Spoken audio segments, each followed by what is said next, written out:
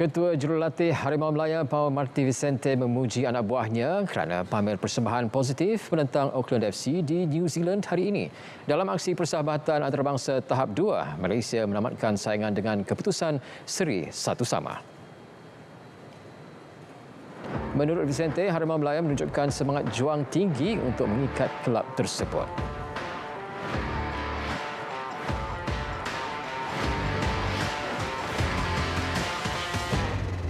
I believe we had a very good game against Auckland FC. I think it was a very strong club, new club for A-League, Australian League. But they invest a lot, they have very good players. And for us it was a very good test, especially because we're going to play against New Zealand. Terdahulu, Auckland FC mendahului menerusi jaringan pemain pertahanan Francis De Vries pada minit ke-25. Bagaimanapun, kedudukan itu tidak bertahan lama apabila Noah Lane memadam kelebihan Auckland FC dengan jaringan pada minit ke-59.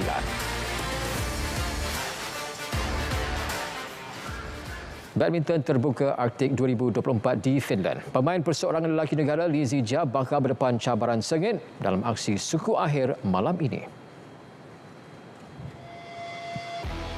Zijia dijadual menentang lawan dari Jepun, Koki Watanabe, bagi merebut slot ke separuh akhir kejohanan.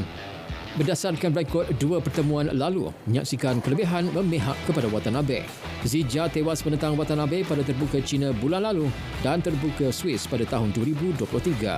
Terdahulu, Zijia mara ke suku akhir selepas menepaskan pemain Jepun Yushi Tanaka di pusingan kedua. Beliau menang dengan keputusan 21-11, 21-18.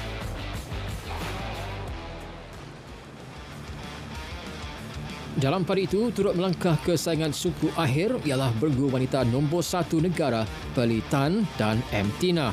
Pasangan pilihan ketiga itu menunjukkan prestasi cemerlang dengan menewaskan Kristen DeWitt dari Belanda dan Maria Stokerenko dari Ukraine dengan keputusan 21-10, 21-11. Pearly Tina dijadualkan berdepan pasangan Cina Jia Yifan dan Li Wenmei malam ini.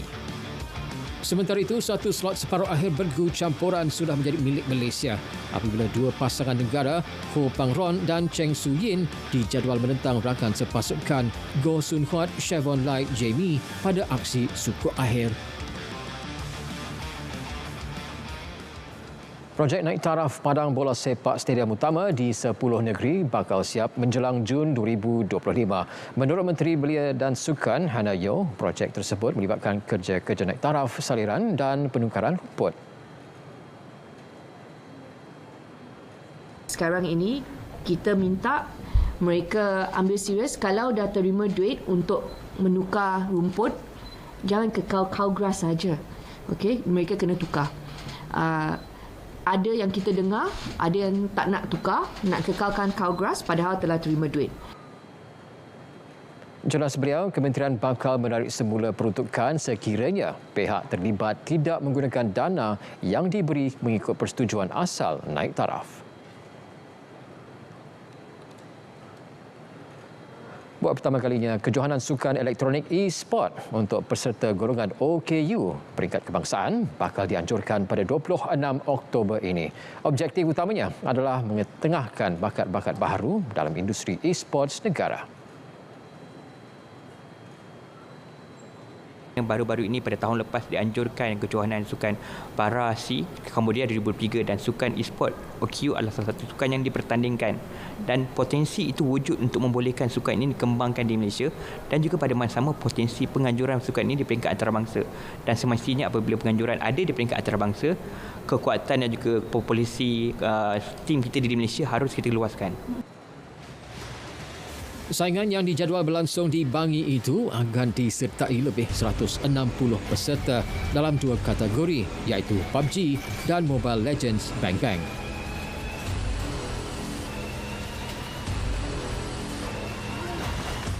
Seramai 1,800 atlet dari lebih 50 negara bakal berentap pada kejohanan Ironman 73.3 dan Ironman Malaysia 2024 di Langkawi Sabtu ini.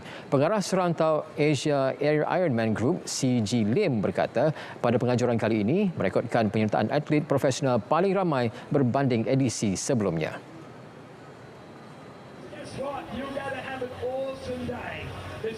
Terutamanya peserta pro athlete yang kita ada, lebih kurang 60 peserta. Paling ramai dari sejarah Ironman di Malaysia. Sebab kita pun ada bagi wang hadiah lebih kurang $100,000 kepada semua pemenang profesional. Jelas beliau pada tahun ini aspek keselamatan terutamanya untuk disiplin berenang juga telah dipertingkatkan dengan lebih 9 agensi keselamatan terlibat. Ironman Malaysia melibatkan 3 disiplin iaitu berenang sejauh 3.8 km, berbasikal 180 km dan larian 42.2 km.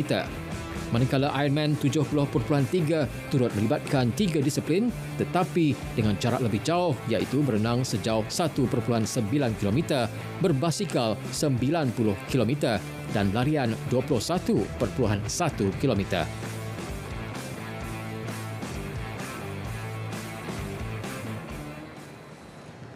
Baik, sukan luar negara. Legenda tenis Sepanyol Rafael Nadal yang memenangi 22 gelaran perseorangan Grand Slam mengumumkan akan bersara selepas final Piala Davis. Perkara itu diumumkan Nadal dalam satu rakaman video di laman sosial rasminya. Que evidentemente es difícil, que me ha llevado tiempo tomarla. Pero en esta vida pues todo tiene un principio y un final y creo que es el momento adecuado para poner punto y final a lo que ha sido una carrera larga y mucho más exitosa de lo que jamás me hubiera podido imaginar. Pusingan kalah mati Piala Davis akan berlangsung pada 19 hingga 24 November ini. Raja gelanggang tanah liat itu memenangi gelaran terakhir di Roland Garros pada tahun 2022. Nadal mempunyai rekod 112 kemenangan dan hanya 4 kekalahan di Roland Garros.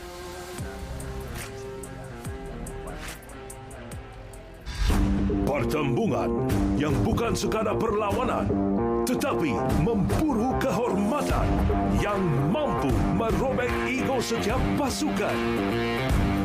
Pasukan-pasukan terbaik kini bersedia untuk berjuang. Pukulan-pukulan kencang yang menggegar gawang. Taktikal yang menakjubkan dengan semangat juang di setiap pertembungan. Kejohanan Hoki TNB Piala Tun Abdul Razak 2024 dibawakan dari 2 hingga 12 Oktober hanya di RTM. Baik, sekian berita perdana dari Sungai ke Segara, Palestin pasti merdeka. Salam Malaysia Madani.